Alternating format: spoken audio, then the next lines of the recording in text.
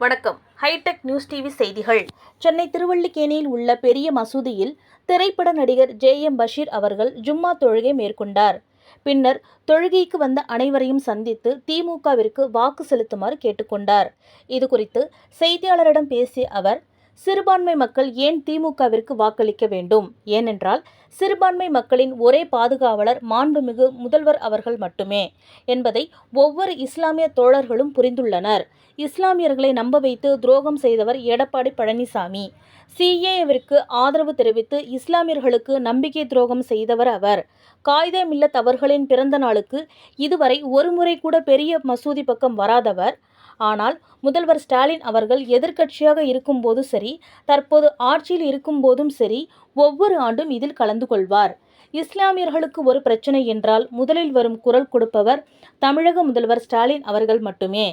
சிஏஏவிற்கு சட்டமன்றத்தில் குரல் கொடுத்த ஒரே கட்சி திமுக தான். ஆகவே ஒவ்வொரு இஸ்லாமியரும் திராவிட முன்னேற்ற கழகத்திற்கு வாக்களித்து பெருவாரியான வாக்குகள் வித்தியாசத்தில் இரண்டாவது முறையாக ஆட்சி தொடர செய்ய வேண்டும் என்று கூறினார். முத்துவேல், கருணாநிதி, ஸ்டாலின் ஆகிய நான் எனும் குரல் கவர்னர் மாளிகையில் மீண்டும் ஒலிக்கச் செய்ய வேண்டும் என்று அவர் கூறினார்.